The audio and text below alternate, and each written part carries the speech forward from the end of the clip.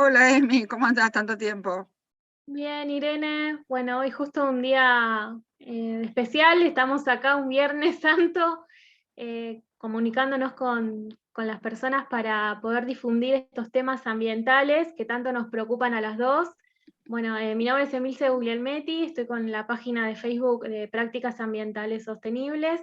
Desde la pandemia empecé con charlas gratuitas y un gusto tenerla acá, Irene Weiss, que bueno, vamos a ponernos a charlar sobre temas que nos preocupan, que son los ecosistemas acuáticos y cómo están hoy, qué es lo que está pasando en los últimos años, si hay avances, si hay mejoras, si en realidad no se cambió nada. ¿Qué pensás, Irene? Mirá, bueno, por empezar, creo que la situación ambiental de la Argentina merita que, aunque sea un feriado, hoy, Viernes Santo, nos hayamos acá reunidos para realmente contar un poco, bueno, contar también los problemas, además de los problemas ambientales que está habiendo en los ecosistemas acuáticos con la biodiversidad, también algún atisbo de solución para que no parezca todo tanta pálida, ¿viste? Porque si no la gente pobre está re angustiada y les agarra ecoansiedad. Yo lo veo con mis alumnos universitarios de grado y posgrado, sobre todo los chicos jóvenes que me dicen, bueno, pero ¿qué puedo hacer? Bueno, hay muchas cosas que podemos hacer. Fíjate que yo, por ejemplo, ahora podría estar durmiendo la siesta tranquilamente, porque tengo casi 65 años, a los 60 me jubilé de la investigación y la gestión, y la verdad que me quedé con las cátedras universitarias de grado y de posgrado, y además con toda mi vocación pasional, digamos, de comunicar la ciencia, porque en este momento hay que hacerlo más que nunca. Viste, la semana pasada tuvimos la Semana de la Rebelión Científica Mundial, donde... Sí, yo le quería consultar con respecto a eso, porque yo siento que sienten los científicos que hacen los informes, que avisan una y otra vez que los gobiernos hagan algo, pero nada, como que todo sigue igual. Por lo menos yo siento eso con los ecosistemas acuáticos, de parte mía, la parte por ahí que más conozco, que es la cuenca del Reconquista, yo siento que hace más de 30 años que no hay ningún cambio. Es más, creo que es para siempre para peor, o que los índices de calidad de agua dan para peor en vez de mejorar. Totalmente, totalmente.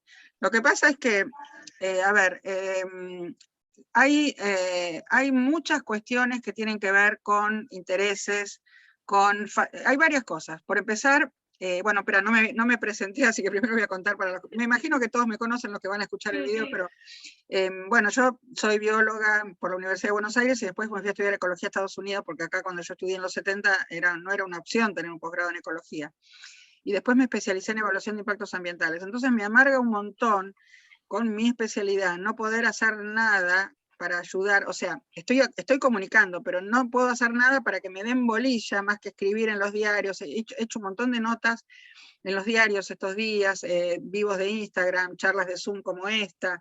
Eh, por un lado falta buena comunicación, y para eso está bueno que los científicos salgan del laboratorio como si fuera un periscopio de ver qué necesita la realidad de su país, porque esto pasó a nivel mundial. Así que eso yo lo celebro y me pareció genial. Eso por un lado. Por otro lado, hay un tema de intereses, que hay muchos que no quieren tocar esos intereses por su propia, digamos, necedad, y porque además piensan en pan para hoy, hambre para mañana, no importa, porque total ellos no van a estar, porque es gente grande. Yo podría pensar lo mismo, ¿viste? Pero pienso en mis hijos, en mis nietos, en las generaciones futuras, en mis alumnos jóvenes. O sea, hay que dejar una situación ambiental que no sea caótica, como hacia dónde vamos, ¿viste? Porque si seguimos así vamos a ir como dice el panel intergubernamental de cambio climático, al tipping point, al punto de no retorno. Y por el otro lado hay una tremenda y supina ignorancia, negligencia por falta de conocimiento de los dirigentes. Pues fíjate que ahora tenemos una gran ventaja respecto de años anteriores, a pesar de que, como vos muy bien dijiste, estamos peor. Tenemos la ventaja que tenemos la ley Yolanda. ¿Viste? La ley Yolanda, en homenaje a Yolanda Ortiz, que fue la primera secretaria de Ambiente no solo de la Argentina en los 70, sino de toda América Latina. Ella fue una gran, digamos, fue una autodidacta, porque era doctora en química y en todos los temas ambientales en los 70, ¿viste? Nadie hablaba mucho todavía acá de eso. Yo tuve la suerte de haberla conocido, de haber conversado mucho con ella, aprendí un montón cuando yo era muy jovencita, ¿viste? De toda su sabiduría. Y la verdad es que esa ley, en realidad, bueno, por supuesto le pusieron un nombre como le ponen a las leyes, ¿viste? Como le pusieron, no sé, la ley Micaela, como hay otras, pero tiene un número como todas las leyes nacionales. Y lo que pretende esta ley es que los funcionarios nacionales, provinciales o municipales aprendan los temas ambientales, porque ya no se puede admitir desde ningún punto de vista que los tipos digan hice esto mal porque no sabía, o porque no me di cuenta, o porque me convencieron. No, ya terminó. O sea, si bien la punición no funciona, porque sabemos que en este país, viste, estaban prohibidas las quemas de los humedales intencionales y se hicieron igual, por ejemplo. Bueno, en materia, digamos, ambiental, en la parte legal, digamos, por ahí sí tuvimos un poco de avance, pero nos quedamos cortos porque el tema de la ley de humedales está cajoneada y Sí, también bueno, se espera, colaboró. vamos por parte, espera, no me interrumpiste, quería terminar una idea. La idea era que, si bien existe esa ley, ¿viste? Todavía no es de cumplimiento efectivo, pero sí va a ser de cumplimiento efectivo. Y acá no existe la punición, entonces, o sea, no existe la punición porque no funciona. El otro día tuve una charla muy interesante, privada, con gente que me convocó de la Defensoría del Público, ¿viste? A cargo de Miriam Lewin. Estuvo gente muy, muy grosa, ¿viste? Estuvo Maristela Suampa, está en Inglaterra en este momento, que se conectó, estuvo Guillermo Folguera, bueno, gente que está, viste, en el activismo socioambiental muy fuerte, y hablábamos de esto justamente, de cómo comunicar de manera más eficiente estos temas ambientales para que nos escuchen, y además para que la gente pueda saber cuáles son sus derechos. Por ejemplo, el otro día yo fui a dar una charla, ahora vamos a hablar de la ley de humedales, pero el otro día fui a dar una charla por el Día Mundial del Agua, invitada por la Universidad Nacional de Rosario, y también por la municipalidad, que, bueno, que pagó todos mis gastos en Rosario, digamos, para privilegiar la importancia del Objetivo de Desarrollo Sostenible 6, ¿viste? Que es el agua, de Sí, el Naciones saneamiento Unidas. del agua. Claro, de los 17 ODS, el 6 es el del agua. Sin agua no hay vida, y además si vos te pones a mirar cuáles son los otros 16 Objetivos de Desarrollo Sostenible, la gran mayoría, de manera directa o indirecta, dependen del agua. O sea, la pobreza, sin saneamiento no hay salud, no hay buena producción industrial. O sea, todo lo que tratan los Objetivos de Desarrollo Sostenible tienen que ver con el agua directa o indirectamente. Entonces, yo les decía a la gente que el derecho al agua es un derecho universal, reconocido ya hace más de una década por Naciones Unidas, y la gente no tenía ni idea de eso. Claro. ¿Viste? Y bueno, hubo muchísima gente, hubo cientos de personas, y además llegué y me estaba esperando el canal público de televisión de Santa Fe. Vos sabés que se habían venido de Santa Fe Capital, 200 kilómetros, me estaban esperando que yo llegara al noticiero, que era de 12 a 2, yo llegué a la 1:30 de la tarde, y viste, yo digo, bueno, debe venir alguna celebridad, me dice, no, la estamos esperando a usted. ¡Qué bueno! Yo llego a Rosario y soy Messi, ¿viste? Porque como yo hice en Peces Migradores del Río Paraná, y conozco mucho la ciudad porque viví ahí, si bien soy porteña, ¿viste? Viví ahí, entonces, bueno, hice después varias notas en radios, que están todas subidas a mi canal de YouTube, así que por donde acá mismo están viendo esta charla, pueden scrollear un poco para atrás. Yo siempre digo que se suscriban, porque yo resigné, o sea, no quise saber nada con la monetización de YouTube. Yo no soy una artista, no soy cantante, actriz, o sea, no me interesa ganar plata con YouTube. Simplemente quiero que la gente se suscriba para que sea un servicio. Entonces no van a tener publicidad. Por eso, si se quieren suscribir, háganlo, porque está bueno, y de paso scrollean para atrás y ven todas las charlas que hicimos durante la pandemia, aprovechando esta posibilidad de la virtualidad. Bueno, y ahora sí, si querés hablamos un poco de la ley de humedales. Bueno, no sé, vos preguntame lo que estaba quieras. pensando de que, bueno, en la parte legal, por ahí sí, no los datos, sino de calidad de agua y demás, sino los datos bueno, tenemos la ley de educación ambiental, pero en la parte de ley de humedales ha quedado como congelada, y usted justo participó en parte de esa ley, si no me equivoco, y si nos puede Sí. contar qué es lo que está pasando, por qué nos sale esta ley. Sí, ojalá fuera la palabra congelada. En realidad perdió estado parlamentario por tercera vez. Sí, la cajonearon, que es una manera de congelar, ¿no? De alguna forma, la metieron en el freezer. Bueno, pero pasó esto. O sea, es que después de un año legislativo, si no se trata, pierde estado parlamentario. Es un poco el reglamento del poder legislativo. Yo hace un rato hice una entrevista con una periodista de Areco, que me entrevistó, que ya me había entrevistado otras veces, Rochi Tavares, y justamente le contaba varias cosas en relación con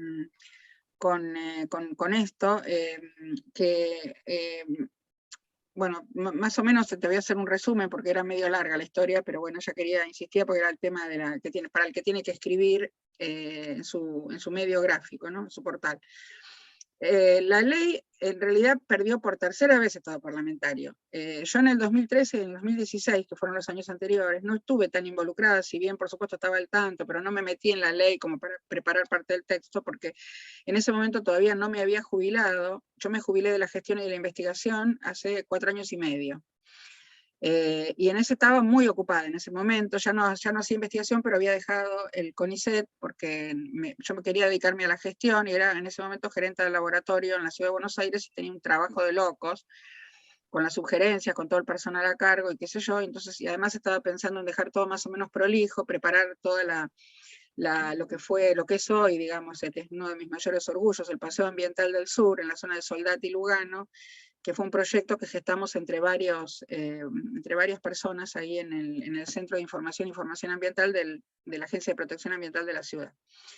Entonces estaba reocupada con eso, bueno, entonces en el 2020, en plena pandemia, cuando se decidió meterla de nuevo, o sea, en ese momento hubo 15 proyectos sin ninguna ley, viste que fue un hashtag que dio vuelta por todas partes, en todas las redes sociales, y yo me metí en cómo hacer para consensuar un texto que les viniera bien a todos, ¿viste? Porque también es complicado de dejar, o sea, se sacaron algunas cosas que hay que ponerse a veces un poco en los pantalones del otro, pero el problema que tiene la gente que hace producción y no piensa en otra cosa es que, como te decía antes, quiere pan para hoy, no le importa que sea hambre para mañana, o sea, y no leyeron los textos, no leyeron la ley, o sea, ellos se oponen porque se oponen, primero que nada, le decía justo a esta periodista hace un rato.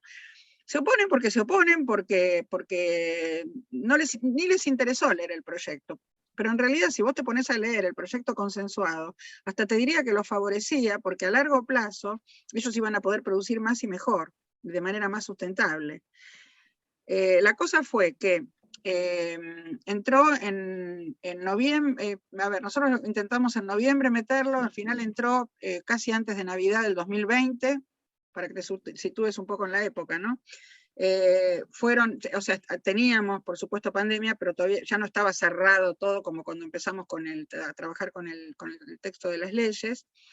Y lo que pretende esta ley, que es una ley de presupuestos mínimos, es primero que se haga un censo de cuántos humedales hay, cómo son, qué biodiversidad tienen, dónde están, qué profundidad tienen, qué posibilidades de producción hay, o sea, qué es lo que se hace, qué es lo que no se hace, qué es lo que se podría hacer, qué es lo que no. Y ahí está la diferencia entre la preservación en sentido estricto, que sería intocable, ¿no? O la conservación, que sería trabajar en los humedales en una parte de manera productiva y otra parte dejarla para las futuras generaciones y para que, por ejemplo, en el caso de los humedales del Paraná Medio, que son algunos, porque hay muchísimos humedales en todo el país, los peces migradores autóctonos que son endémicos de América del Sur pudieran reproducirse, porque sin esas lagunas isleñas estos peces no tienen posibilidad de hacer sus crías, de tener sus generaciones siguientes, ¿no? Hay todo yo hice mi tesis con eso justamente, es un tema medio complejo. Bueno, entonces la idea era justamente primero el inventario y después ver, de acuerdo con lo que es cada humedal, las posibilidades. Bueno, ni leyeron, no les interesó. Bueno, la cuestión es que entró, se aprobó justamente antes de fin de año del 2020 por unanimidad por la Comisión de Recursos Naturales de diputados, que estuvo muy bien manejada por el diputado Leo Grosso, pero cuando después pasó a las otras comisiones, que eran nuestra preocupación, entre las cuales estaba Agricultura y Ganadería, en el 2021 se frenó, y ahí es donde se cajoneó. Y se mantuvo cajoneada por decisión política de la legislatura, de algunos legisladores que la frenaron, ahí. El otro día, le contaba también a esta periodista más temprano, el otro día un alumno, me saltaron y me dijeron, una persona de Juntos por el Cambio me dice, bueno, no, pero el Ejecutivo, que no sé qué, le digo, mira, estás equivocado, le digo, porque si te acordás, una persona de más o menos mi edad, digo, en nuestra época se llamaba instrucción cívica en la escuela, yo con total ironía, por supuesto, porque para manejar la ironía soy mandada a hacer. Le digo, en instrucción cívica nos enseñaron que el Estado tiene 3 poderes, el poder ejecutivo, el poder legislativo y el poder judicial. El ejecutivo está apoyando la ley, el que lo está frenando es el legislativo, y justamente son diputados de tu partido, le dije.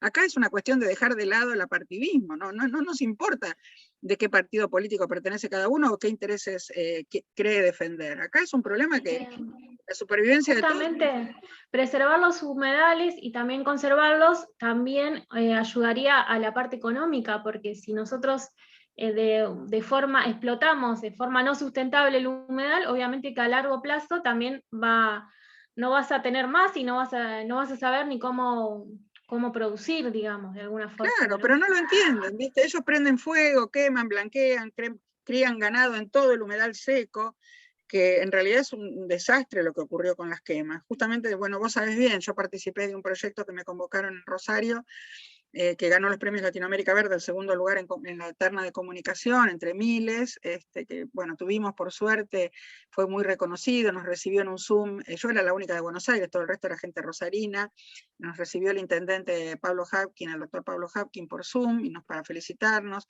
Después la canción de Rubén Goldín obtuvo una declaración de interés legislativo por la legislatura de toda la provincia de Santa Fe, y además la concejala Mónica Ferrero del Consejo Municipal de Rosario, le dio una placa a César Limonta, que fue un gran productor escenotécnico, que fue el ideólogo, digamos, el productor y el que hizo todo, porque yo lo único que hice fue ayudarlo digamos, en un asesoramiento de mi casa y en un escritorio. Él se comió todo el trabajo de campo, ¿viste? De hacer todo la filmación, que llevó mucho tiempo, bueno, los ensayos, todo eso, y en plena pandemia, lo cual no fue nada fácil.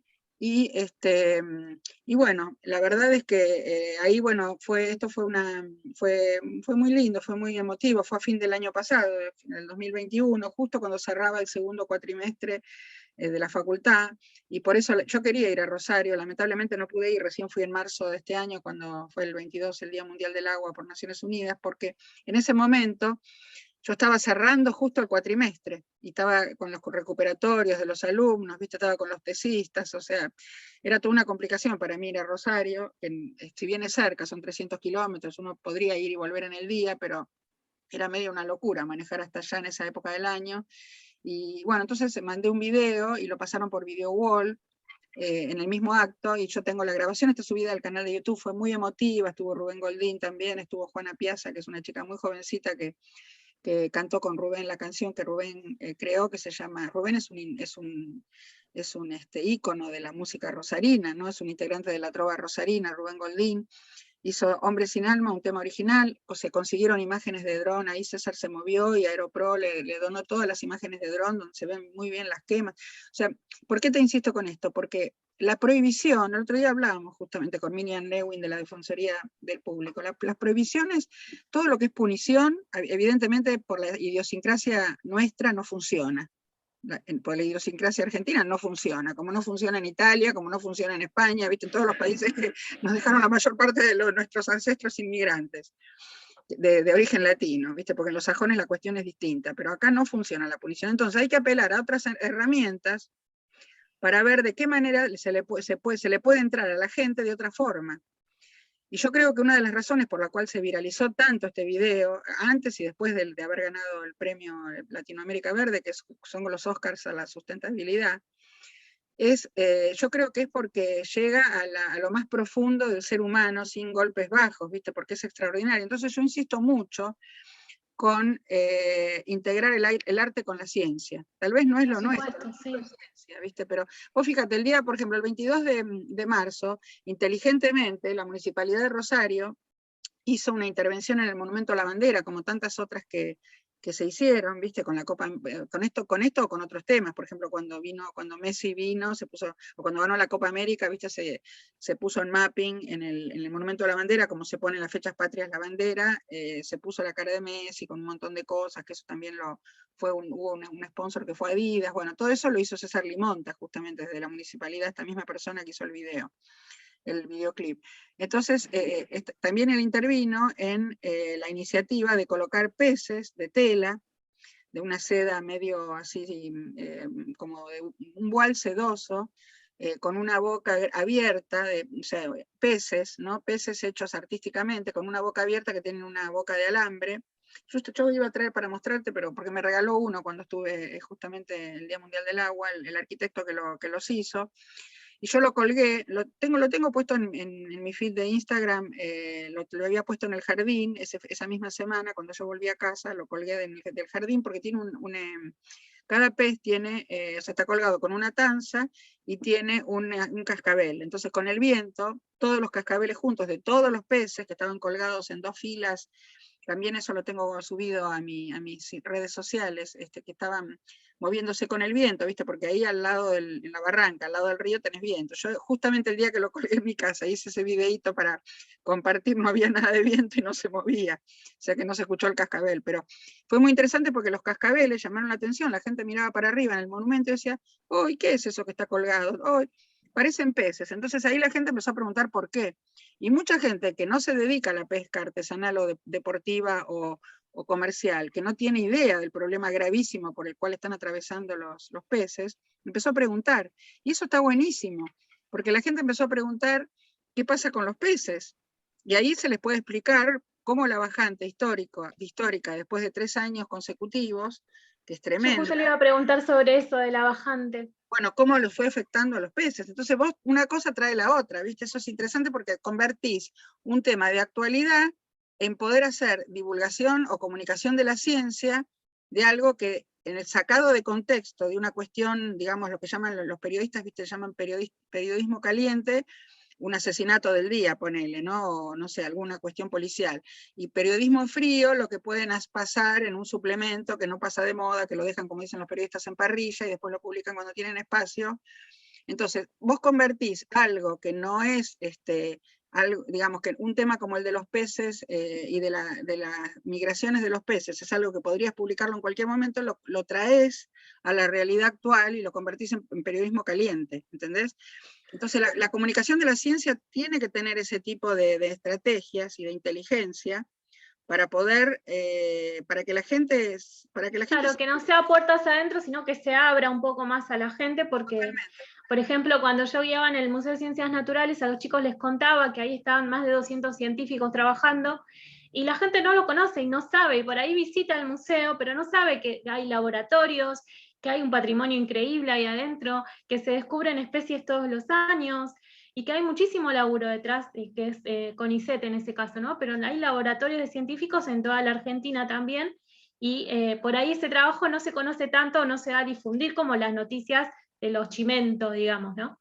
Mira, me emociona mucho eso que decís, me caía una lágrima, mira, porque nosotras, vos sabés bien, las dos trabajamos en el museo, no coincidimos, yo trabajé 22 años en el museo, cuando, bueno, primero no era unidad ejecutora del CONICET, después pasó al CONICET, vos entraste después que yo me fui Sí. porque en realidad en ese momento los sueldos eran muy bajos y, viste, fue la época que Caballo mandó a lavar los platos, apenas entramos en el CONICET. O sea, antes dependía de Cultura, después pasó a ser la Secretaría de Ciencia y Tecnología, lo que soy ministerio. Entonces a mí me ofrecieron en el 2000 entrar como directora a la Ciudad de Buenos Aires y la diferencia de sueldo era abismal. Yo necesitaba eso, ¿viste? Entonces no lo pensé. Y, entonces, Irene, también le podemos preguntar a la gestión. gente para que participe, a las personas que están viendo el video, de dónde son y si hay algún problema ambiental, a dónde viven, para difundirlos y para saber de qué problemas pueden estar viendo en el barrio o cerca de su casa. Si la cuenca que está más cerca de su casa, laguna o ecosistema acuático, ¿en qué estado lo ven o en qué estado está? Si nos pueden contar a las personas que Sí, van a ver el podrían video. ponerlo acá al pie del video de YouTube y después cuando vos esto lo utilices para el Día de la Tierra, para tus charlas, también ahí te van a comentar seguramente en el posteo que hagan y bueno, eso después me lo compartirás. El Día de la Tierra, les decimos a todos, es el 22 de abril. No confundir con el Día Mundial del Ambiente de Naciones Unidas, que es el 5 de junio, porque el Día de la Tierra en realidad surgió como una iniciativa en la década del 70, creo que en 1970, si no me equivoco, o si no fue en el 70, en el 71, por ahí, pero creo que fue en el 70, por iniciativa de unas pocas personas en Estados Unidos, que empezaron, en realidad fue creo que una persona del Parlamento de Estados Unidos, viste que allá ellos le llaman congresistas, no se paran mucho en diputados y senadores como nosotros, son todos congresistas o congresales, ¿no? Y fue creo que fue un senador de Estados Unidos que propuso eso y la gente se empezó a, digamos, a decir, a sentir, en realidad, se empezó a listar alrededor de él y empezaron a hacer marchas y distintos afiches. Bueno, no había redes sociales todavía, porque obviamente hace 50 años de esto, más de 50 años, pero a partir de ahí empezó a difundirse a los distintos países y hoy hay muchísimos países, más de 100, que lo conmemoran, pero no es el oficial de Naciones Unidas, que es el 5 de junio, que es el Día Mundial del Ambiente.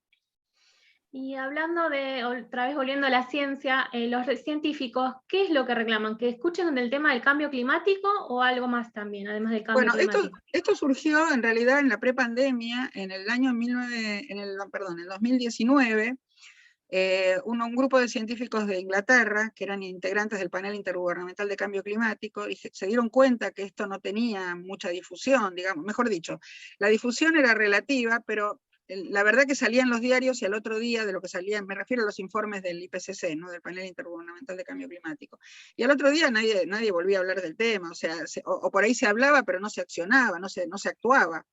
Uno de los hashtags fue Act Now, ¿no? Actúen ahora. Bueno, entonces, después vino la pandemia y bueno, se empezaron por supuesto, los informes también salieron, y el que tuvo el primero de los informes de pandemia que tuvo mayor relevancia fue uno que surgió públicamente. Nosotros habíamos tenido filtraciones, porque yo conozco gente del IPCC, ya me había enterado bastante antes, pero salió públicamente en agosto del 2021, que era el informe físico, digamos, de cómo estaba el estado del clima y de la Tierra en general, con gente de las ciencias de la atmósfera y de los océanos.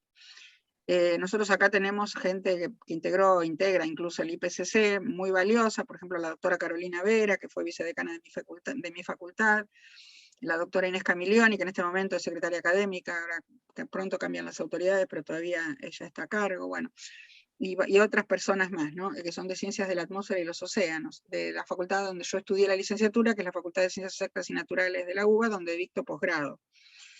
Y resulta que, bueno, a partir de ahí yo hice un ejercicio muy interesante, porque en razón a lo que te estaba contando recién, al otro día entro en un sitio que yo conozco bien porque me gusta leer, ahora que se puede leer los diarios por internet. Yo no tengo posibilidad de leer, por ejemplo, diarios de México o del lugar de Estados Unidos donde yo estudié, porque no es fácil conseguir diarios, sobre todo, por ejemplo, de la Oregon State University, es una ciudad chiquita en Corvallis. De México, por ahí te vas al centro y te conseguís algún diario de México en los kioscos del microcentro, pero de la ciudad de Corvallis, que es chica, todo gira en torno de la universidad, imposible. Entonces, hay dos sitios donde vos podés entrar a cualquier diario o revista del mundo de manera gratuita, que se llama kiosco.net, uno kiosco con K.net, y el otro se llama mundo.com. Entonces, sobre todo en el kiosco.net, que lo uso mucho, entré y me fijé en la portada de todos los diarios del mundo, hablaban del informe. Al otro día, eso fue al día siguiente de que salió el informe, por supuesto, porque viste que apareció en la tapa de los diarios de papel y también, por supuesto, en internet surgió enseguida, pero al día siguiente, viste, por un tema de la gráfica, hasta la madrugada que hacen los diarios, no pudo salir en tapa. Y al otro día de eso, vuelvo a entrar, alguno que otro diario lo comentaba, pero ya no en tapa, y al tercer día nada. Todo el mundo se había olvidado del tema, ¿viste? Porque las noticias urgentes van tapando las otras. O sea, lo urgente deja de lado lo importante. ¿Qué pasó el 28 de febrero cuando sale el informe de biodiversidad? Que fue el otro informe, o sea, de otro de los grupos, ¿viste? Porque el IPCC tiene subgrupos.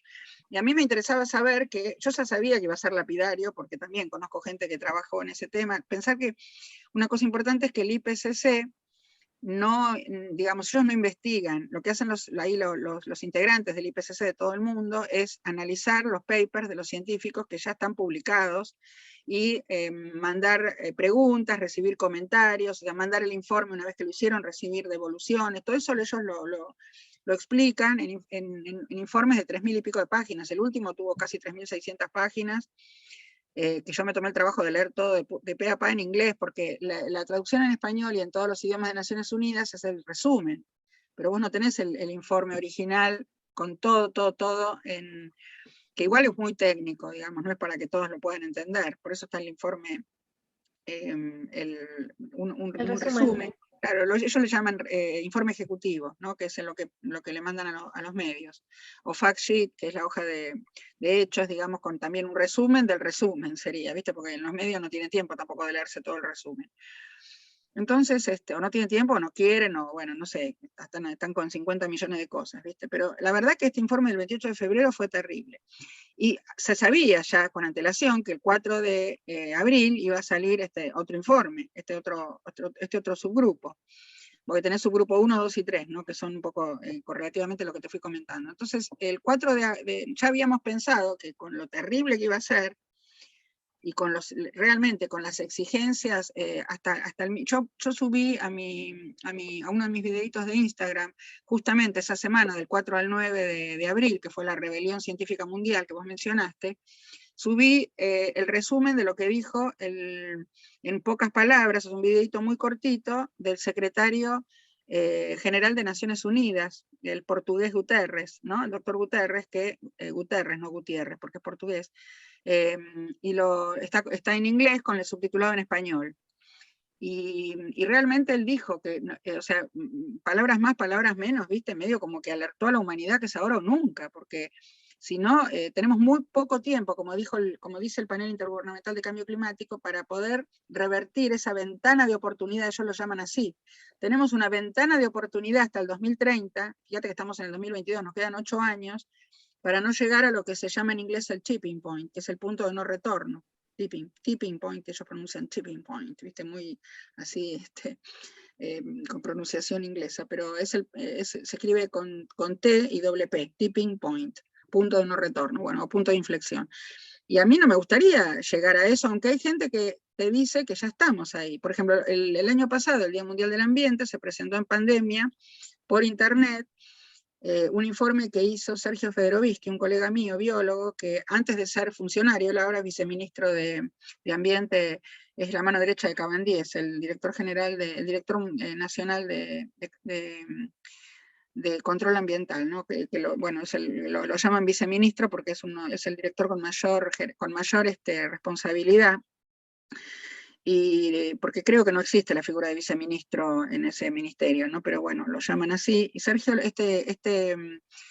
este documental que se llama Punto de no retorno, lo recomiendo a todos, después en la descripción del video va a figurar después cuando terminemos de hacer la charla, lo voy a poner para que puedan entrar. Tienen que entrar a través de la página de Ambiente y Medio, que es la fundación que lo apoyó, y que Sergio creó de alguna manera, y esto lo hizo antes de ser viceministro, o sea, en el 2019, porque en ese momento todavía se podía viajar.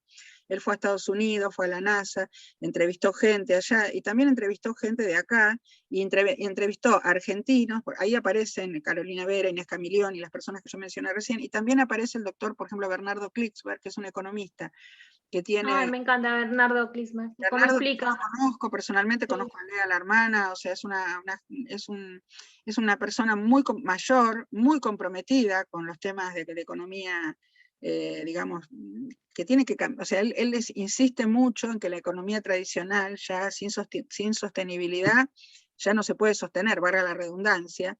Y entonces, bueno, ya siendo un hombre muy mayor, Sergio lo entrevista a él, y es muy interesante ese documental, Punto de no retorno, porque Sergio, la verdad que ahí yo prefiero, y en eso yo coincido con Sergio en un montón de cosas, pero prefiero tener un mensaje más optimista, porque si no, ¿qué le queda a las futuras generaciones? Bueno, la Tierra se termina, ya está, no hagamos nada, que dijimos que, como la película... Nos vamos a vivir a Marte, que es lo que quieren, sí, están buscando. Sí, siempre no, fondos para ir a Marte. La atmósfera de Marte, digamos, puede haber vida en Marte, pero no, la atmósfera es una atmósfera reducida, primitiva, como era en la época que aparecieron las bacterias acá, o sea que por ahora, viste, que yo sepa, no nos podemos convertir en bacterias que vivamos en anaerobiosis, o sea, sin oxígeno, nos morimos. No, lo que te quería decir es que yo prefiero tener un cierto mensaje positivo, porque todavía se pueden hacer cosas, y por eso el tema de la rebelión científica a nivel mundial. Yo no estoy de acuerdo con salir a hacer destrozos o porque en otras partes, viste, salieron, por ejemplo, qué sé yo, los españoles fueron a Repsol con unos martillos de goma queriendo romper los vidrios de la entrada de Repsol, y, viste, haciendo uso de la metáfora, en caso de emergencia rompa el vidrio, estamos en emergencia climática, entonces le vamos a romper los vidrios. No, muchachos, paren un poco la moto. O los norteamericanos que Porque que ese se es otro tema encadenaron. también, la violencia, que hay que también No, disminuir. no, no, acá nosotros hicimos charlas, afiches, subimos cada uno de nosotros un video. Mira, mi video de menos de 2 minutos, que fue el primero de la Argentina que se subió el 4, de 1 minuto 45 segundos, tuvo una viralización increíble. Pero yo no tuve ni guión, me salió de adentro lo que dije, ¿viste? Después fíjate, yo estoy de rosa, te Sí, vas a... creo que lo vi. Sí, lo vio todo el mundo, porque además me lo han comentado de todas partes del mundo, de manera increíblemente. Bueno, cuando vi la estadística, viste que Instagram Te muestra, sí. terrible, no podía creer, viste, la cantidad de veces que se había compartido y la cantidad de veces que se había comentado y guardado, y bueno, todo eso.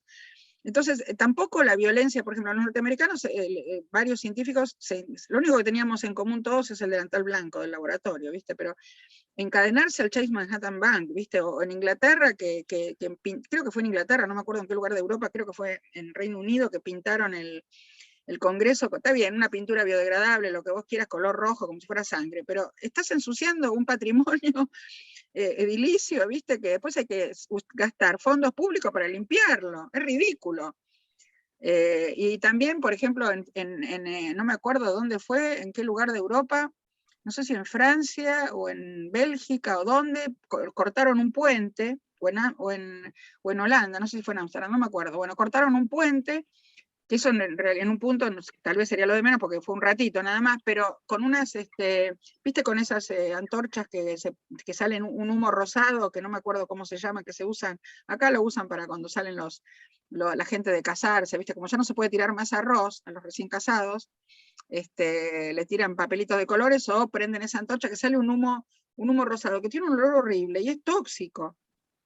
Entonces, ¿por qué hacer eso? Y yo te digo, nosotros tenemos un grupo de chat acá en la Rebelión Científica Argentina, y yo lo charlé con la gente más joven, yo soy la más jovata de todos, te digo. Me respetan un montón, pero yo digo, muchachos, eso no va. Me dijo, no, pero hay que salir a hacer eso, porque si no nadie nos va a escuchar, porque con las charlas solas vino poca gente. Yo prefiero que se disfracen de carpincho, si quieren, a mí me gusta No, bueno, mucho eso se eso. hizo para reclamar por la ley de humedad. Ahora va a ser la cuarta, va a ser la vencida, porque a partir de que el Poder Ejecutivo la está apoyando tanto a través del Ministerio de Ambiente, y además hay varios proyectos dando vuelta también en senadores, porque los senadores no se quedaron con los brazos cruzados, ¿viste? Hay también proyectos de ley en senadores. Yo creo que la cuarta va a ser la vencida este año, en el 2022. Esperemos, porque Ojalá si que no... sí. Pero bueno, no Irene, se ¿qué nos puede decir. recomendás que podemos hacer nosotros desde nuestro lugar? ¿Para qué? Porque podemos hacer, depende para Por qué. el tema del ecosistema, de ayudar al ecosistema y a la biodiversidad. Yo, por ejemplo, en biodiversidad difundo mucho, a mí me gusta mucho hablar de las plantas autóctonas y cómo se relacionan no solamente con las mariposas, sino con otros insectos y con las aves. Bueno, Y tus también, charlas son buenísimas. Yo no he ido personalmente, pero tengo muy buenos comentarios de pero gente muchas veces me que pasa eso las que vos hizo. decís, que entras en un pozo y que decís, ay, me agarra mucha angustia y no sabés qué hacer, ¿viste? Es como Sí, que... además, bueno, o sea, mira, lo primero que hay que hacer es salir un poco de la endogamia de nosotros, de hablarnos para nosotros mismos, porque nosotros no estamos convencidos, vos, yo, la gente que nos Sí, sigue, o sea, no tenemos que convencer a nadie. Pero sí hay otra gente, por eso es importante el arte, lo que yo te decía, no entrar de otra manera. Por ejemplo, mira, te cuento. Lo van a ver al revés seguramente, porque yo lo estoy viendo en pantalla al revés. Esto es un juego que se llama Expedición Humedales, que lo hizo un equipo rosarino, que es muy lindo. Acá en Buenos Aires lo venden en 2 librerías, yo te estaba comentando antes de que grabáramos. Lo yo hizo... lo veo bien, ¿eh? ¿Lo ves bien? Ah, bueno, porque Sí, entonces va a salir al derecho, porque yo lo estoy viendo al revés. Claro, después yo sí, salgo invertida, salgo sí. en espejo en el Zoom. Bueno, lo hizo una empresa que se llama Tecum, tiene 4 juegos con cartas, y vos acá tenés, hablando de carpincho, además del carpincho tenés todos los animales y las plantas autóctonas. Acá tenés, primero que nada, tenés las reglas, que son muy sencillas de jugar, tenés 4 juegos, ¿no? Con las reglas, ves acá abajo dice reglas. Y después tenés otro librito que dice temática. Entonces, en el de temática te muestra, ¿ves todo esto que son las cartas, por ejemplo? ¿No? Bueno, algunos van a aparecer al derecho, otros al revés. Este es el aguaraguazú, que es como un zorro de patas largas, bueno, este está al revés, el árbol. Ay, me encantó. ¿Ves? Por ejemplo, tenés las plantas autóctonas y los animales ¡Ay, autóctonos. es divino! Es divino, está muy bien dibujado. Y en el librito antes de, digamos, de que vos leas las reglas, ¿ves? Te va mostrando, por ejemplo, empieza con algunos, como por ejemplo bueno, el famoso tigre americano, que es el jaguarete, después aparecen todos, el venado de las pampas, los yacarés, el carpincho, bueno, el lobito de río, ¿viste? Bueno, el lobito de río hace poco apareció en la Reserva Costanera Sur. Sí, Un sí, lobito de río. aparecen todo el tiempo, aparecen incluso hasta en los lagos de Palermo. Bueno, ¿Y y, este, Irene? y son 4 juegos, sí. Bueno, esa es otra de las cosas que podemos hacer. Esperá que muestro todos los libros, ya que estamos en los chivos. Bueno, el de Expedición Humedales pueden seguirlos en Instagram, los muchachos son amorosos y viven en Buenos Aires, hay 2 librerías donde se pueden comprar. Yo fui a la que está a la vuelta de la avenida, de la calle, bueno, ahí es avenida Hipólito Yrigoyen, y Don Bosco, que es una cortada que sale ahí, que es el barrio de Almagro.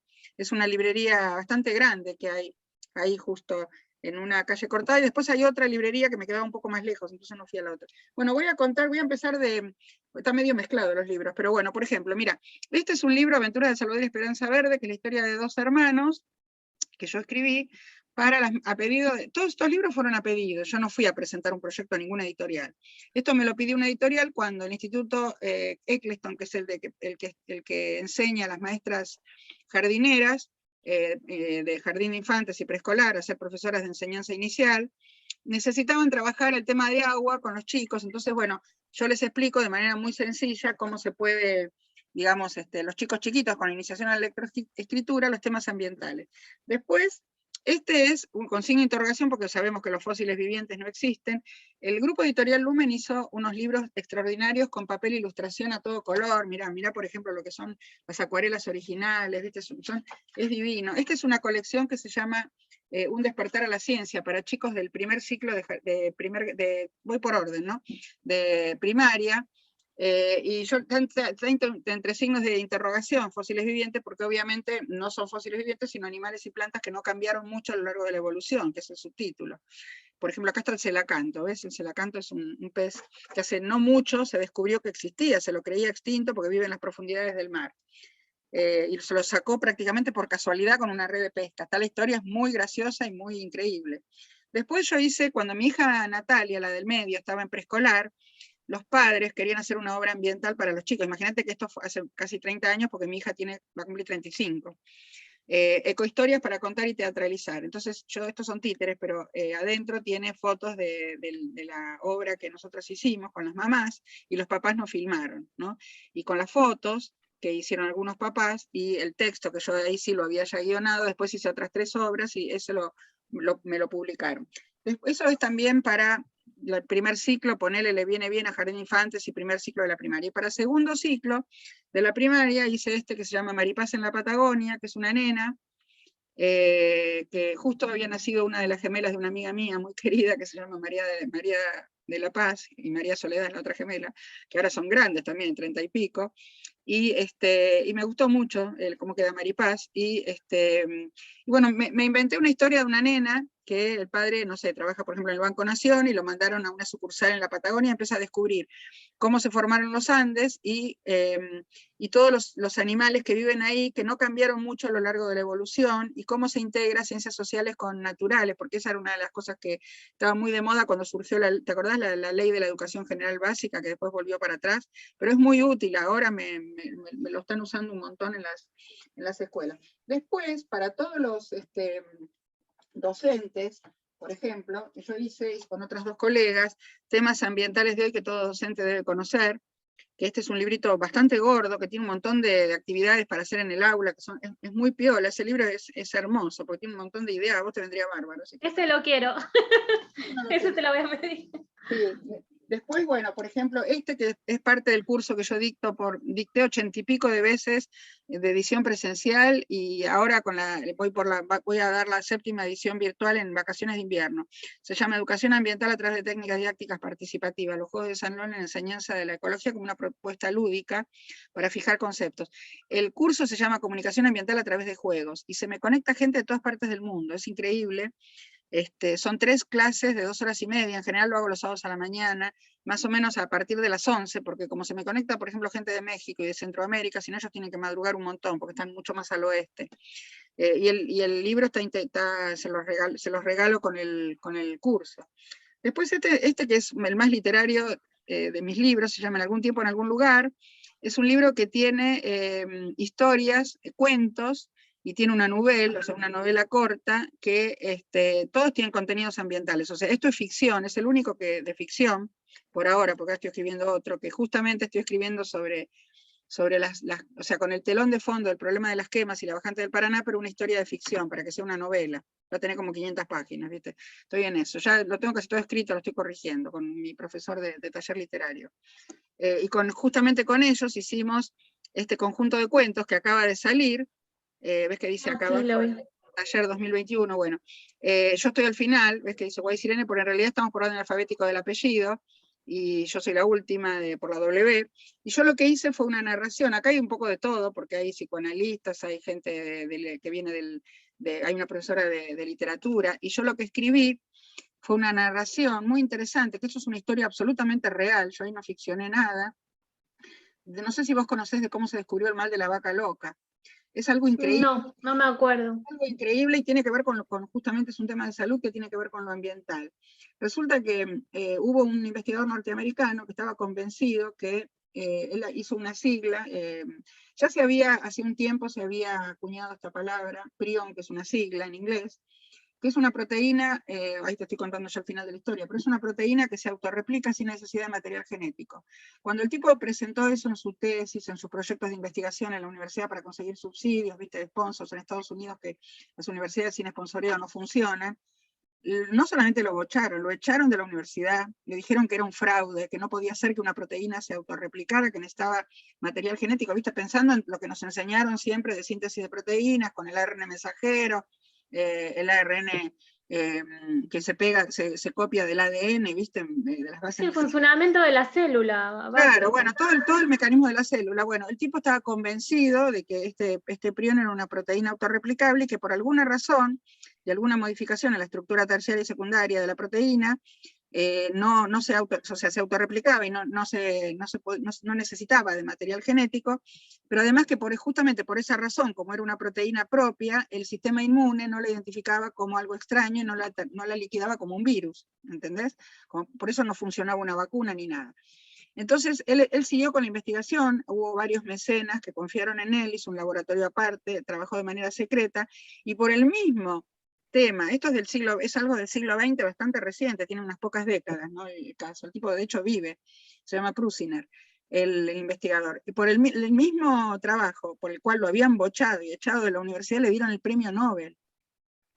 ¿Entendés? Entonces en realidad fue casi una serendipia, porque el tipo al principio medio como que lo descubrió por casualidad, porque se conocía la enfermedad, pero no se sabía cuál era el agente que lo transmitía. Entonces yo cuento de una manera narrativamente muy atractiva, porque tiene que ser atractivo para el tipo que le gusta leer los cuentos y novelas, esto es un cuento. Pero es una historia real, no está ficcionada. Bueno, después este es mi caballito de batalla, es un ensayo, Ecología de la Contaminación Ambiental, que ya tiene no sé cuántas reimpresiones, ¿viste? Perdí la cuenta, creo que 17 reimpresiones. Y me lo prologó, atrás está un extracto del prólogo, el doctor, que yo aprecié un montón, lamentablemente falleció porque ya era muy grande, que fue director del Museo de Ciencias Naturales en la época que yo trabajaba, después de Gallardo, fue el doctor Wolfgang, le llamábamos Folkheimer, que él se fue de Alemania en la época de la Alemania nazi, porque estaba en contra de Hitler, ¿no? Entonces se vino a la Argentina. En ese momento él estaba en la juventud y ¿viste? Los obligaban a meterse en la juventud hitleriana y él no quería. Entonces se escapó, no sé cómo hizo, pero se vino a la Argentina. Él ya había avanzado bastante en sus estudios, después terminó acá en Córdoba estudiando la carrera universitaria y vivió hasta el último día de su vida en Mendoza, digamos, salvo ese periodo de Buenos Aires cuando era investigador superior del CONICET, un geólogo muy importante. Y él mismo, cuando me hizo el prólogo, me dijo: Irene, no sabes lo que yo aprendí de tu libro, porque claro, él como geólogo, una persona súper humilde, un tipo brillante del IANIGLA, fue director del IANIGLA, que es una unidad ejecutora del CONICET que forma parte de ese conjunto del CRISIT, ¿no? Que es el conjunto de ciencia y tecnología que está al pie del Cerro de la Gloria en Mendoza, ¿viste? Donde está el parque, donde está el Monumento San Martín, bueno, es la parte más conocida de Mendoza. Y ahí junto, bueno, con otros institutos, por ejemplo el IADISA, que es el Instituto Argentino de Zonas Áridas, han hecho cosas increíbles para, bueno, el IANIGLA es el que intervino justamente en el inventario de glaciares, ¿no? IANIGLA es una sigla que quiere decir Instituto Argentino de Glaciología, Nivología y Ambiente, y ADISA es Instituto Argentino de Zonas Áridas, ¿no? Bueno, después el libro que hice el texto de la Reserva Ecológica Costanera Sur, que este es un libro se puede descargar también, este ¿no? se puede descargar de manera gratuita, y te cuento, para todos los que compren el paquete de todos mis libros, este va de regalo. Porque este libro no se había impreso solamente unas pocas copias para las escuelas públicas de la Ciudad de Buenos Aires. Y a la gente que fue a la presentación en la Reserva Ecológica se le dio un CD interactivo. Entonces yo cuando hice el texto, en ese momento, le pedí, yo estaba trabajando en el gobierno de la ciudad, en ese momento le pedí al presidente de ese momento, que era en ese momento el presidente, ahora por supuesto sigue siendo, porque vive, es más o menos de mi edad, un poquito más joven, que es ¿cómo se llama? Ya me va a salir el nombre. Les dije a él, la Agencia de Protección Ambiental fue quien lo financió, ¿no? Que nosotros dependíamos del Ministerio de Ambiente y Espacio Público. Javier Corcuera, el licenciado Javier Corcuera. En ese momento el director de la reserva era Claudio Bertonati, otro gran amigo muy querido y un tipo amoroso, que vos también conocés. Y entonces yo en ese momento pregunté, me dijeron, bueno, habla con la gente de prensa del ministerio. Hablé con la gente de prensa del ministerio y me dijeron, bueno, si vos querés, quédate con los másters, porque si en algún momento necesitas hacer copias, te damos el formato, porque está todo adentro con fotos de papel ilustración y todas fotos color, ¿ves? Es toda gente, claro. son de archivo, bueno, no sé si se ve por el Zoom, pero hay fotos hermosas, ¿viste? Es todo color con páginas de papel ilustración, más de 100 páginas. Entonces, cuando se fue a vivir, mi distribuidor se fue a vivir a México, porque la esposa es mexicana, y lo que hizo fue a todos los autores del grupo editorial ofrecerles los libros, dejarlos en cajas en su casa. Yo tengo toda la mitad del libro ocupado con todos mis libros, con las cajas, y me dijo, esto fue antes de las fiestas, me dijo, vendelos, yo no los recargo, te digo la verdad, porque quiero que sea un servicio, o sea que están a precios ridículos de la prepandemia, y a la gente que te compre todo el paquete, vos se lo regalás. Él me hizo algunas copias, porque cuando él cerró acá, vendió las instalaciones, lo que era el depósito y la imprenta, él le había quedado papel e ilustración, y me dijo, yo te voy a imprimir algunas copias para que te queden, para que las tengas, y como son pocas, solamente regaláselas, porque ese libro no se puede vender, lo hizo el gobierno de la ciudad, ¿entendés? Por eso se puede descargar de la página del gobierno de la ciudad, pero la gente que lo quiere tener en papel y dedicado... No, de paso difundo también el grupo que tengo, que es de material digital de educación ambiental, Claro, donde sí, subo y comparto videos. Después te paso el y link, porque ahora PDFs. que con la pandemia, mirá lo que pasó con la página del gobierno de la ciudad, se transformó mucho por los temas de pandemia, ¿viste? De las vacunaciones, de los lugares de los vacunatorios, de los test. Entonces, para que no estén buscando, te paso el link directo, porque si no van a tener que buscar y bucear en la página, ¿viste? Que por todas partes. Entonces, la mejor manera es que yo te pase después el link. Haceme acordar de todo esto, porque cuando vuelvas a ver el video, pues yo me voy a olvidar de todo lo que te estoy ofreciendo. Bueno, después hice también para los que son del último ciclo de la primaria, y ahora vamos de vuelta con esto también sirve para adultos, pero también es una colección juvenil, para adolescentes y adultos. Son 2 libros de virus, uno que está con fondo verde, otro medio naranja. Este es sobre virus de animales y de ser humano, y este es de plantas, porque las plantas también tienen virus, que se llaman viroides. Por ejemplo, el primero que se descubrió, también, otra serendipia, medio por casualidad, el virus de mosaico del tabaco, que en el momento que la gente fumaba mucho y que el tabaco se vendía mucho más que ahora, era una plaga que tenían que erradicar, ¿viste? Que se llama mosaico de tabaco porque en las hojas el virus produce como ruptura de algunas partes entre las nervaduras, entonces no puede la hoja realizar completa fotosíntesis. También hay otro virus del rulamiento de la papa, que es el dolor de cabeza de los agrónomos y de los productores de papa. Bueno, embalcarse, no te quiero ni decir la cantidad de cosas que hicieron para zafar de ese virus. Después la contaminación en ríos y lagos. Este es el que vos tenés, este libro, con la foto del riachuelo, que es una foto de la ilustradora la arquitecta Claudia Ramos, que lo ilustró adentro también a todo color. Estos libros están a todo color adentro, son divinos. La gente que conoce algo de gráfica sabe que los que están ilustrados adentro a 4 colores es carísima la impresión, y sin embargo están a un precio absolutamente ridículo. Este libro tuvo varios premios, fue declarado de interés legislativo por la legislatura de la Ciudad de Buenos Aires, cuando enseguida pasó de Consejo Deliberante a ser legislatura, cuando la ciudad se hizo autónoma en los 90, no perdió para nada vigencia, a pesar de que es un libro que tiene 20 y pico de años. Fue elegido como el mejor libro de temas ambientales de la Feria del Libro ese año, y tuvo también otros premios internacionales. Y este también, La contaminación en el aire, también, ¿no? Que es otro de la misma colección. La colección esta se llama Ciencia Actual. Y después este, que es sobre peces migradores, tiene unas acuarelas. Este también lo tengo.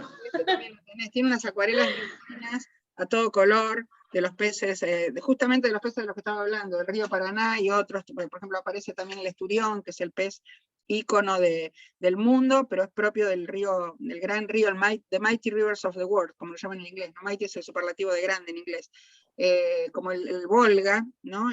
Que atraviesa Rusia, que el esturión es el pez que pone óvulos de color negro, que es el famoso caviar, que se vende tan caro en todas partes del mundo. Bueno, en Rusia no es tan caro porque lo tienen local, pero acá es caro. Después este sobre calentamiento global, que con estos informes del IPCC se vendió un montón. Es un libro hermoso también, que tiene unas ilustraciones fabulosas, y fotos y dibujos muy lindos a todo color. Y este que también lo tenés, el de los humedales, creo que este fue el primero que tuviste, ¿no? Este es el Parque Nacional del Palmar. Este también lo ilustró, la historia de este libro es muy interesante, porque este también lo ilustró la arquitecta Claudia Ramos. Resulta que yo me presenté a un concurso de la Fundación Conciencia, para libros para infantos juveniles o incluso para adultos, porque ¿viste? Esto también lo lee la gente grande de mis cursos y dice que se entera un montón de cosas. Entonces, yo ahí cuento todo mi trabajo de tesis, cómo trabajé con las marcas, cómo hacíamos las marcas en la época que no había microchips, porque ahora se sigue todo por satélite. Y algo que quiero contar es que en esa época la información que había sobre humedales era muy técnica. Muy técnica, o sea, y muy escasa. Y muy escasa. Bueno, yo había estudiado, pero de tesis de Malvares, de diferentes investigadores, que era difícil de leer. Y eso era Inés, como una gran bióloga botánica de plantas acuáticas, que nosotras fuimos muy compañeras, íbamos juntas a varios congresos, fuimos a uno muy importante que se hizo por los 400 años de la llegada de los españoles a América, y lo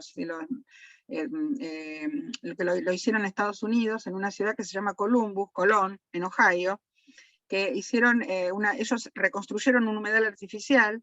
Se hizo en 1992, porque se cumplían 400 años 400 o 500 años, de 1492, 1992, no, 500 años de la llegada de Colón a América, y ellos reconstruyeron un humedal que quedó artificial, pero quedó bárbaro, y ahí hicieron, increíble cosa de gringos, hicieron la reproducción exacta en tamaño natural de la Santa María, que yo ahí me di cuenta realmente, lo que me habían contado en la escuela, de cómo atravesaron el Atlántico con esa cáscara de nuez. Bueno, o sea, imagínate lo que serían la Pinta y la Niña, porque si la Santa María, que era la nave más importante, la que estaba,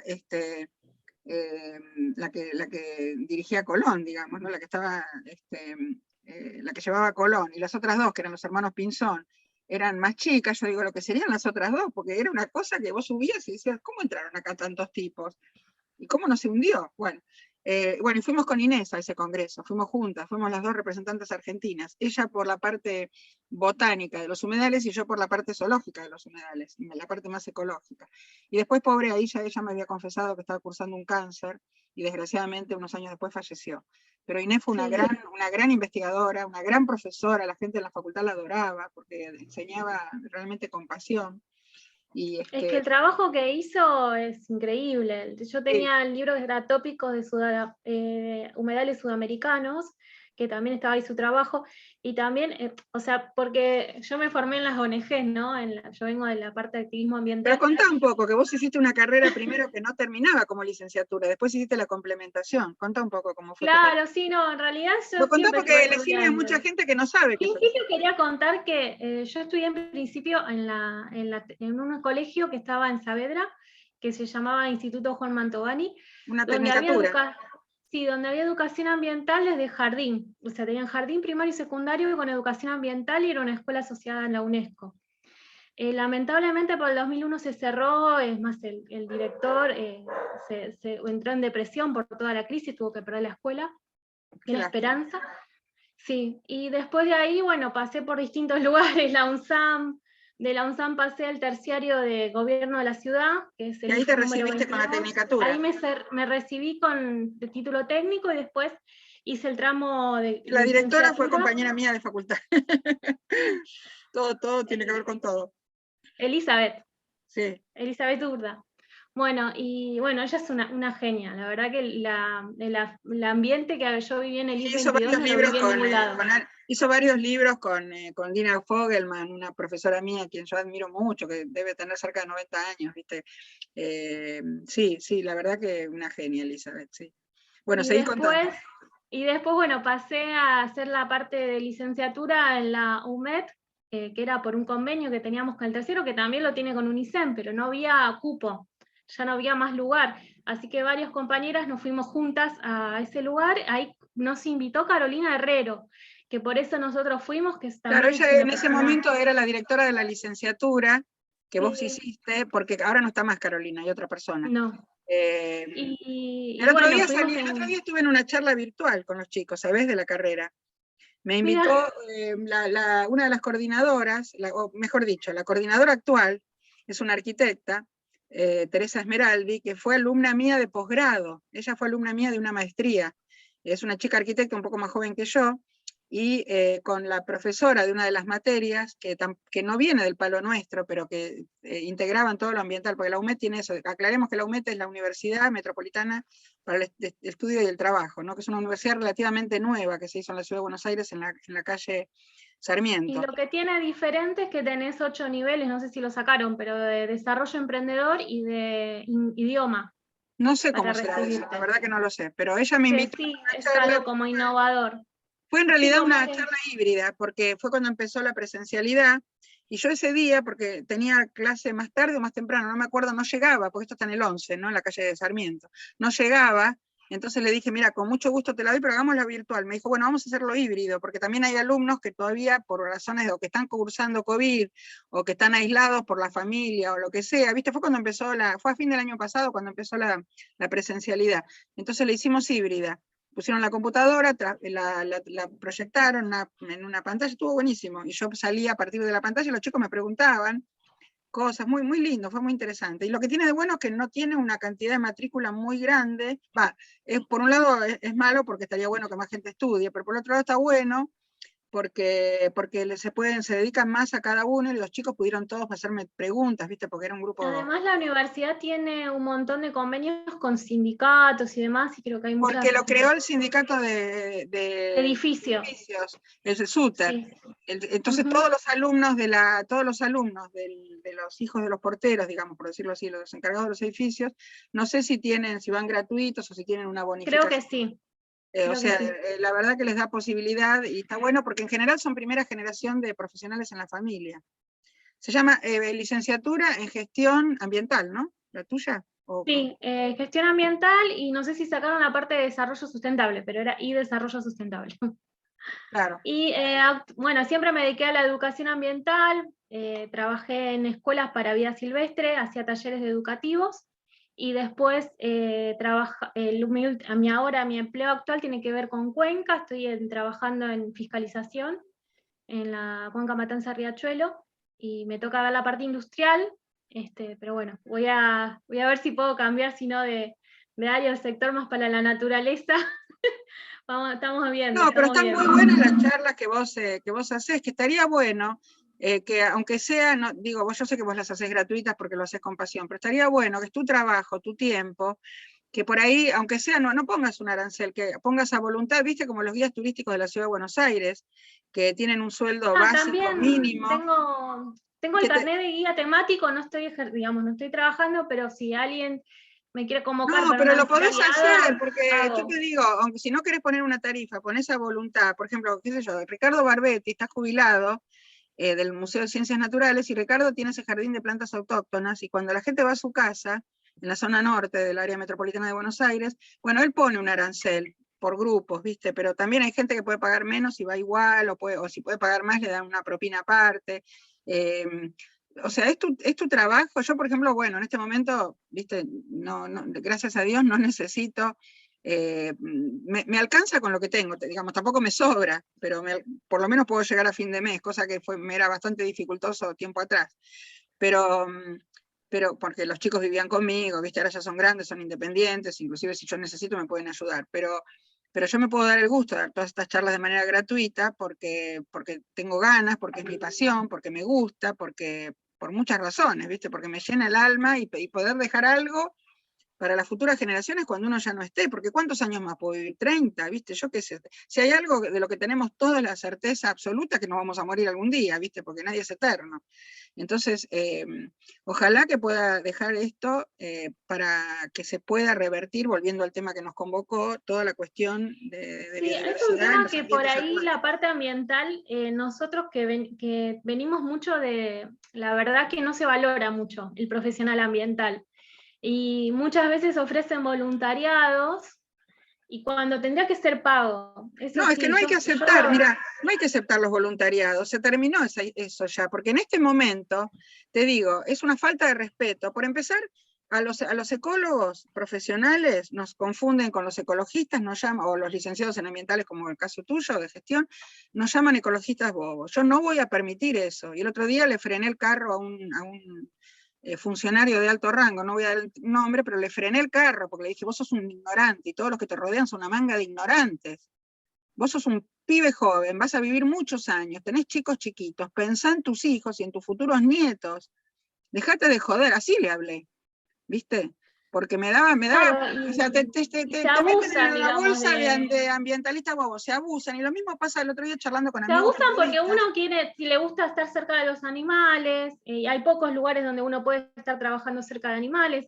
Entonces los suelos generalmente son bajos, como decís vos tú tuviste que ir de la ciencia porque te ofrecían En ese otro mejor momento, ahora el sueldo. CONICET tiene buenos sueldos. Incluso me habían Claro, ofrecido volver y yo no quise, porque el problema del CONICET es que es dedicación exclusiva y solamente puedes tener una cátedra de dedicación simple. Y a mí me apasiona la docencia y yo quería mantener mis cátedras, porque cuando surgió, a partir de los 2000 en adelante, todas las carreras ambientales de posgrado, a mí me convocaron, inclusive me convocaron desde el inicio de la carrera de Ingeniería Ambiental en la Universidad de 3 de Febrero, donde dicto Ecología y Tecnología, Ambiente y Sociedad, que es una materia un poco posterior, que es, a mí me encanta dictar esa materia, cómo los problemas ambientales pueden a veces surgir por negligencia, por cuestiones de tecnología mal empleadas. Por ejemplo, una de las cosas que cuestionamos es la famosa geoingeniería, con todos estos grandes millonarios que quieren hacer proyectos para salvar al mundo, ¿viste? Para llenarse de plata, pero en realidad la geoingeniería, o sea, ellos lo que quieren hacer es, no quieren evitar que se deje de emitir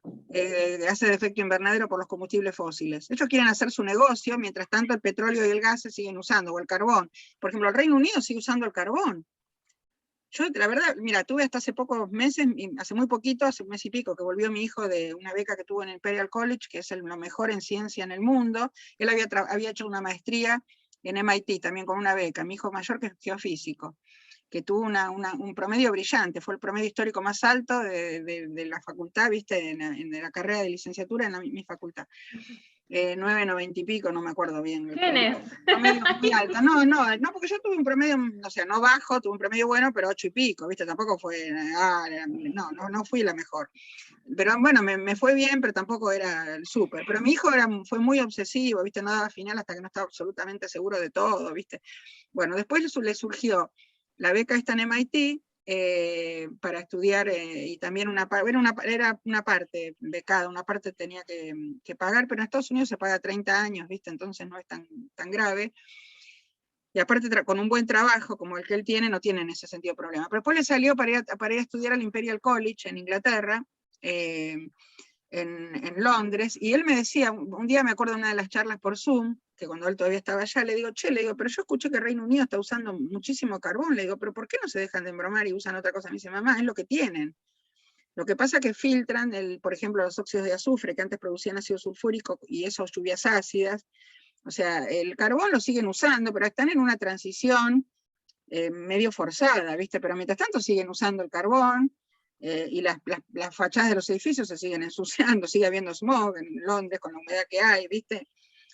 Recordemos que smog es la contracción de smoke y fog, que es humo y niebla, ¿no? Y con la neblina que hay, ¿viste? Y con el humo, es tremendo. Bueno, y si no saben, y si no, vayan a mirar la película que vimos nosotras, bueno, yo por lo menos, vos sos más joven que yo en nuestra infancia, la de Mary Poppins, ¿no? Del desollinador, había desollinadores, que era una de las ocupaciones de los oficios mejores pagos, ¿no? Bueno, entonces mi hijo, bueno, me decía eso, y todos estos grandes millonarios, no quiero dar nombres, pero ya sabemos de quién estoy hablando, uno que es el más rico del mundo y otro que es casi el más rico del mundo, googleenlo, aparecieron con proyectos de geoingeniería para seguir emitiendo gases. Lo que hay que hacer es frenar con las emisiones. Eso es lo que dice el IPCC. No a buscar cosas estrambóticas que para lo único que van a servir es para que ellos se llenen más de más plata de la que tienen.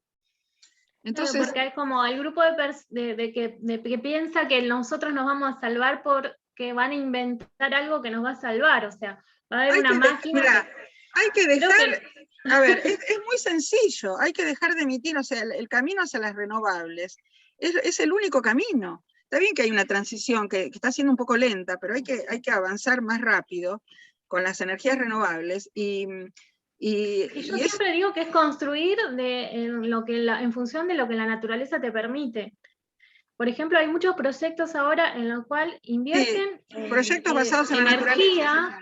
Se llama, claro, justamente estoy haciendo el prólogo. Pero los multimillonarios de Arabia Saudita, digo, estos lugares donde son desérticos y se invierten. Justamente estos dos que yo mencioné, los voy a mencionar porque igual todo el mundo sabe. Uno es Elon Musk, que es el tipo más rico del mundo, sí. Y el otro es Bill Gates. El otro es Bill Gates. No, los que yo por eso te digo, no son de Arabia Saudita, justamente. Pero en la antigüedad, digamos, las civilizaciones antiguas construían usando a favor de la naturaleza. Se llaman soluciones basadas en la naturaleza. Justamente estoy haciendo un prólogo, hoy lo estaba terminando, justamente, de una periodista científica amiga mía, que se llama María Gabriela Ensink, que es el segundo libro de ella que yo le prologo, que va a salir ahora para la Feria del Libro, ya está listo, me están esperando mi prólogo para imprimirlo. Así que hoy... Claro, o sea, que esa ingeniería que usaban de la naturaleza, es decir, hasta hoy en el Machu Picchu, por ejemplo, están esos canales de agua, que no se sabe bien cómo lo construyeron y demás. Pero las chinampas en México, hacemos todo lo contrario, es gastando energía y esfuerzo, poniendo plata, que son sistemas que funcionan a base de dinero y a base de algo que no estaba. O sea, si en un desierto todavía es desierto, si vos le sacás la plata, va a volver el desierto. Tal cual. Entonces, no, y de hecho, viste que esas islas que hicieron con el Mapamundi viste, en Dubái, se están desapareciendo porque el mar las está tapando. Fue una cosa que hicieron... Y es siempre estar, digamos, construyendo en contra de la naturaleza. O sea, no se puede hacer eso. O sea, mira, eso es lo que el IPCC llama mal adaptación. Es muy interesante porque los informes del IPCC hablan ponen dos palabras que la gente en general no conoce. Uno es la mala adaptación, que es decir, bueno, planto un árbol, no importa. La gente de buena voluntad, viste, dice, bueno, escribí un libro, tengo hijos, voy a plantar un árbol, viste, la famosa cosa de la trilogía que hay que hacer en la vida. Pero no cualquier árbol en cualquier lado, tiene que ser un autóctono en un lugar determinado. Bueno, si vos llevas árboles al desierto, que no está preparado para eso, sí, al principio va a haber fotosíntesis, al principio va a ser un sumidero de carbono, va a absorber dióxido de carbono como fuente primaria de energía, digamos, inorgánica, y lo va a transformar en un compuesto orgánico de carbono, que es la glucosa, por fotosíntesis.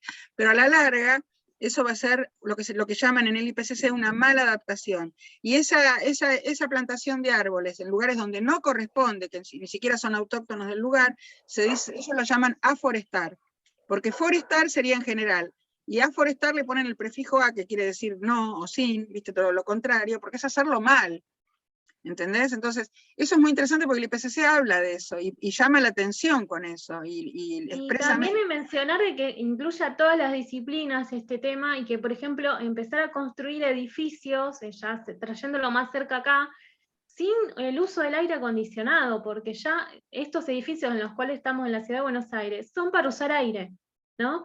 Entonces, si usamos más aire, vamos a tener igual gases de efecto invernadero que sí o sí, aunque digan que son ecológicos, Por Salvo más que tengas ecológicas energías que sean. renovables, salvo que sean por energías renovables, ¿viste? Porque hay también, por ejemplo, yo te digo, yo tengo una ex alumno de posgrado, un arquitecto, relativamente joven, debe tener 40 y pico, 50 como máximo, se fue a vivir con su esposa y sus 2 chicas, 3 chicas creo que tiene, una se independizó porque está en pareja, pero las otras 2 son más chicas, a Bariloche. Y me cuenta que Bariloche se corta mucho la luz en invierno porque la gente, viste, se cansó un poco de tratar de conseguir leña, que cada vez hay que ir más lejos, y además, viste, como está en el Parque Nacional Nahuel Huapi, es complicado conseguir leña buena ahí. Entonces, la gente se puso equipos eléctricos para calefaccionar, que en invierno es muy crudo en Bariloche. Y me cuenta que se corta la luz bastante seguido en Bariloche en invierno, él se puede vivir allá, él es de Buenos Aires, pero él como es arquitecto se puso a paneles solares en su casa y con baterías. Y cuando se corta la luz, él es el único de todo el barrio que tiene luz, entonces todo el mundo le va a cargar los celulares a su casa o a cargar las lámparas de emergencia, porque el sistema, viste, colapsa. Me pasa a mí en el centro geográfico de la ciudad de Buenos Aires, que también se corta la luz cuando hace mucho calor o cuando hace mucho frío. ¿Viste esos días de 40 y pico de grados que hubo en enero? Bueno, yo estuve 2 días sin luz. Tremendo, cuando se cortó la luz en casi todo Buenos Aires, ¿no? Y también en Argentina tenemos el ranking de el que usamos demasiada agua comparado con todos los países del mundo. Gastamos muchísima agua y no se puede creer. Bueno, ahora en Y eso Rosario te digo también. que hay digamos, un ahorro de agua forzado porque la toma de agua tuvieron que extenderla con un flexible porque había quedado fuera del agua, lo mismo que los caños que llegan con las cloacas, ¿viste? Es terrible porque no hay planta de tratamiento. La vez pasada, cuando yo di la charla, justamente hubo varios chicos de la organización Extinction Rebellion que hicieron de Rosario, que hicieron una performance también, ¿no? Para que la gente, para que se tomara conciencia. ¿Sabes lo que hicieron? Salieron, me pareció increíble, porque yo digo, ojalá yo, cuando tuve la edad de ellos, que no se podía hacer porque cuando yo tenía la edad de ellos era gobierno militar, acá no te dejaban hacer nada de eso, salieron con calza o con short las chicas y arriba tenían un top, y arriba del top un cartel que decía, primero se pintaron de marrón acá todos los cachetes, ¿no? Y tenían un cartel que decía en el top, que decía, estamos tapados de mierda. Fíjate en las redes de Extinction Rebellion, te vas a dar cuenta, porque fue el correo central justamente del 22 de marzo de Rosario, donde yo di la charla, que me vas a ver, o sea, están filmando y me vas a ver a mí sentada en el estrado con la proyección de mi PowerPoint. ¿No? Fue increíble porque el organizador las quiso echar y yo dije, déjalas que se manifiesten. Ojalá yo lo hubiera podido hacer para que la gente tome conciencia.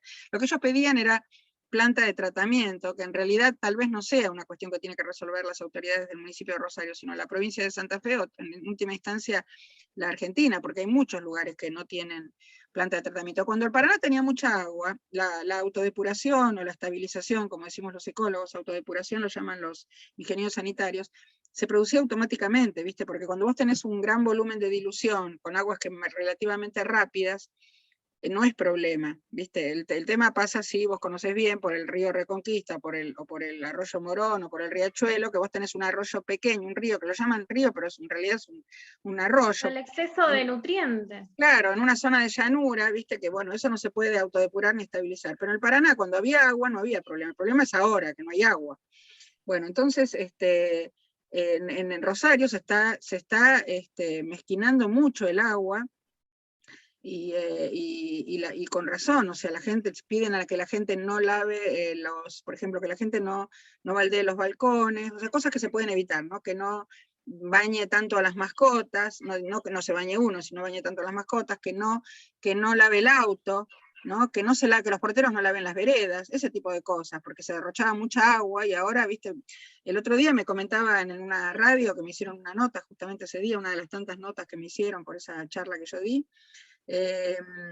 no me acuerdo si fue por la radio de la Universidad Nacional de Rosario o otra radio también que me entrevistó, están en mi canal de YouTube igual, que es LT3, que es otra radio importante de Rosario, que me decía el conductor que fue a un bar, pidió agua y no sé, le cobraron creo que 100 pesos, o sea, me parece que están, porque yo también hice la prueba, digamos, no lo pagué, pero yo quería saber, entré y pregunté, un vasito cuando el agua es un derecho humano, ¿viste? De agua de la canilla, un vasito que acompaña al café, si vos pedías aparte otro, además del café, te lo cobraban 100 pesos, el vasito chiquito de café. Y un vaso de No, un cuarto de litro, que sería 250 centímetros cúbicos, 200 pesos. Porque el agua aumentó mucho, justamente para que la gente no derroche.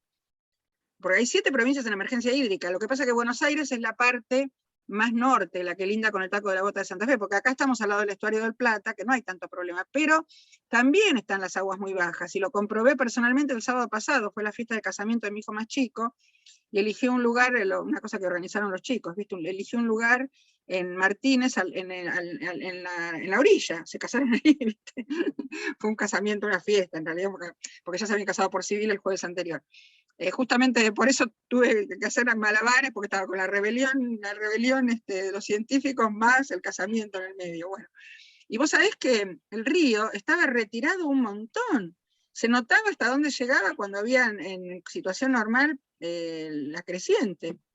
No sabés, había como 7, 8 cuadras de barro hasta que encontrabas el río y el espigón, que había gente pescando. En el espigón de Martínez estaba la mayor parte del... creo que eso yo nunca lo vi tan así, tanto. Bueno, andá, te digo, este lugar donde él hizo la fiesta de casamiento se llama Dulce María, se puede ir a tomar el té cualquier día a la tarde, te podés ir con tu marido, se llama Dulce María, googlealo, después si querés te paso pero tiene Dulce María, se llama, y están en Instagram. De hecho, mi hijo con mi nuera empezaron a buscar, viste, y les gustó el lugar, y dijeron, bueno, hagamos la fiesta ahí. Por suerte nos tocó una linda noche, estaba un poco ventoso, pero obviamente al lado del río, pero no llovió. Menos mal que fue el sábado y no el domingo, porque el domingo sí llovió. Pero podés ir a tomar el té, a almorzar, a comer, tienen un muy buen servicio, y no es caro para nada, ¿viste? Muy abundante. Dulce María se llama, en Martínez. Y ahí te vas a dar cuenta, ahí vas a ver que el espigón donde la gente va a pescar está casi todo fuera del agua. Tenés los pilotes, ¿viste? Altísimos, hasta donde se supone que llega el agua cuando en condiciones normales, o sea, que hasta el río de la Plata está abajo, porque obviamente si el río Paraná y el río Uruguay, que son básicamente los que lo alimentan, porque no contemos el río Salado que desemboca en la bahía de San Boromón, porque no cuenta, ¿viste? En todo lo que es la gran cuenca del Plata, básicamente el 80% es el río Paraná y un 20% o un 19% el río Uruguay, y el 1% sería el río Salado, que es el más largo de la provincia de Buenos Aires.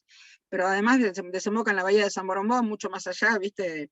De la ciudad de Buenos Aires, o sea que acá eso como que no afecta, o no nos cambia mucho, no nos cambia nada.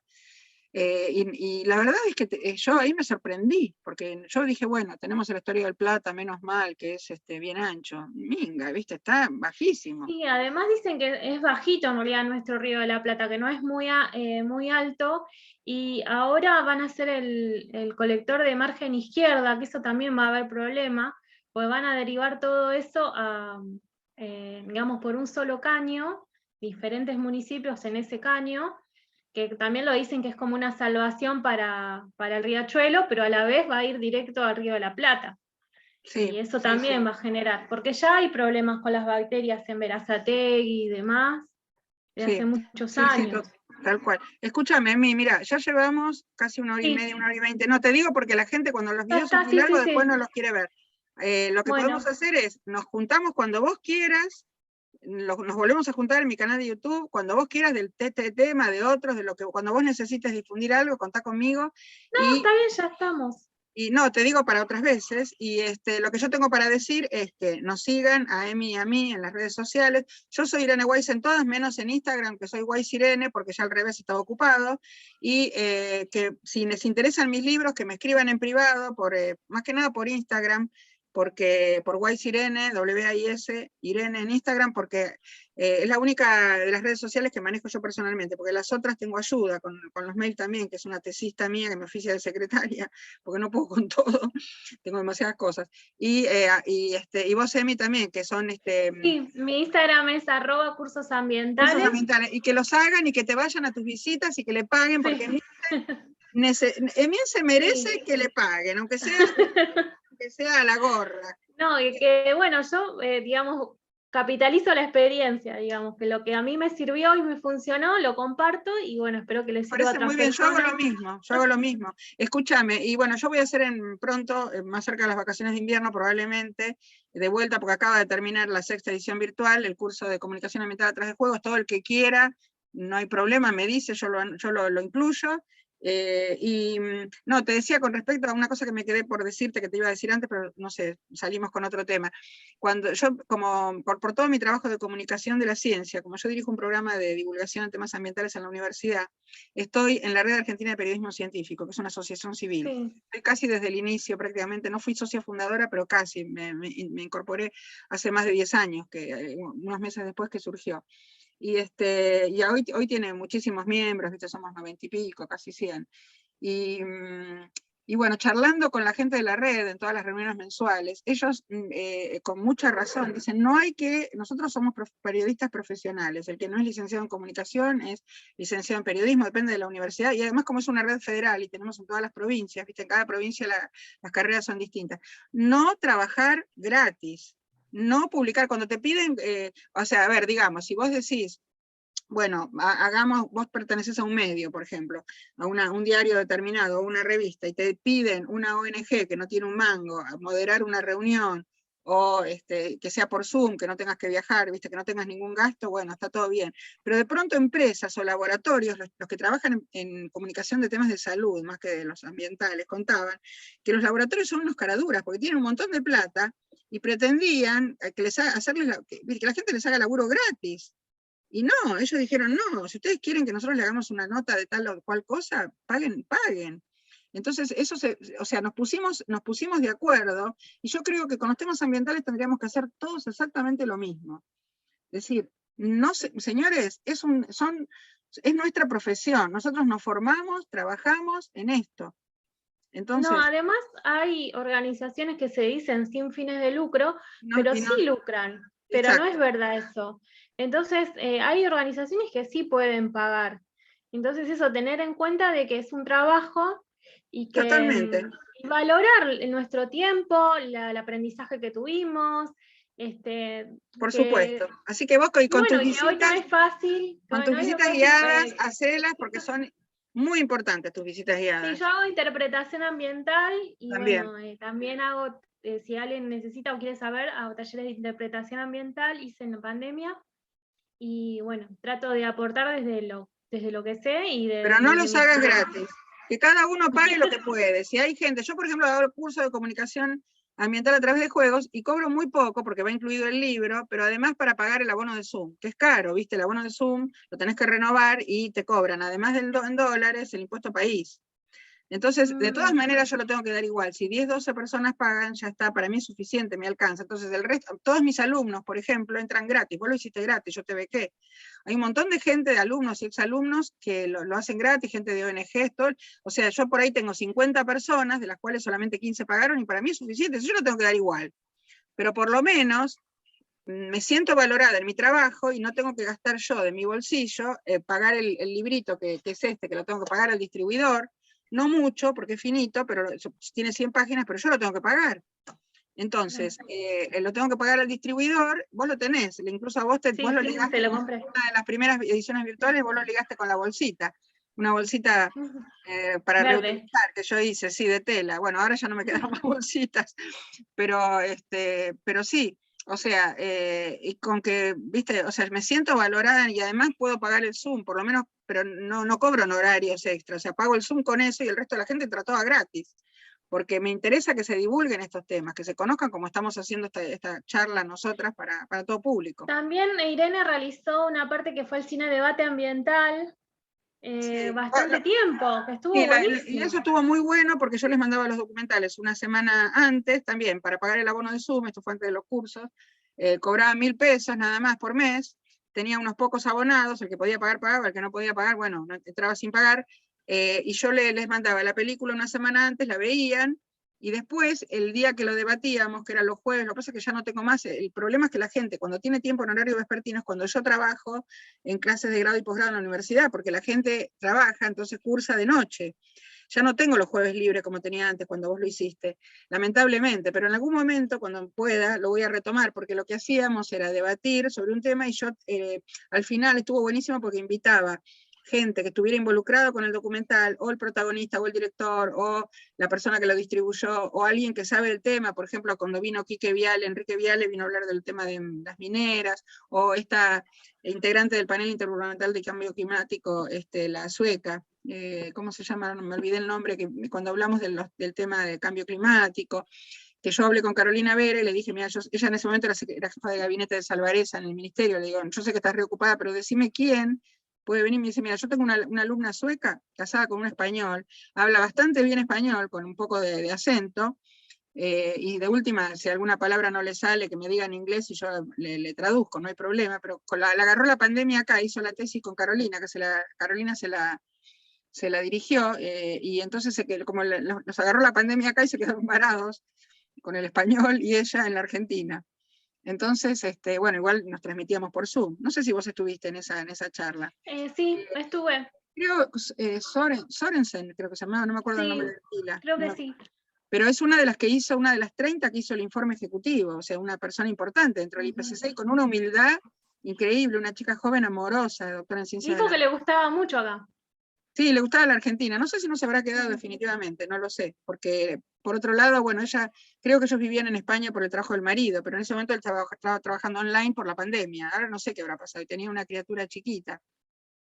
Así que, y así con cada tema, ¿viste? Qué sé yo, por ejemplo, la vez trabajamos en un tema de San Luis, con una laguna, un río que apareció de golpe, y yo contacté con el investigador del CONICET, que era el protagonista del video. Como yo conozco a la gente de prensa de la Universidad de San Luis, a través de la gente de prensa de la Universidad de San Luis, llegué a él, me pasaron el contacto y lo invité y entró en el Zoom. Y estuvo muy bueno, porque además yo también aprendí cosas distintas, además de las personas que estaba en el ciclo de cine debate, así que fue muy, muy piola. Sí, lo que pasa es que no tengo ya más días, esa es la cuestión. Si yo lo hago más temprano, la gente no va a poder. Claro. Vamos bueno, a ver. Irene, muchas gracias por esta comunicación y espero que nos llegue, digamos. Que todos la puedan disfrutar. Que la puedan disfrutar y bueno, nos pueden escribir. Bueno, Saludos. te mando un beso grande. Después haceme acordar lo que te mencioné, que tengo que poner no me acuerdo que tengo que poner en el, porque es mi canal de YouTube, lo que tengo que agregar ahora que terminamos en la descripción del video, que dije que iba a nombrar, no me acuerdo qué era. El documental del punto sin retorno. Ah, sí, punto de no retorno, sí, ok, sí. Perfecto. Bueno, buenísimo, bueno, nos vamos, chao. Nos vamos. Chao. Gracias por todo.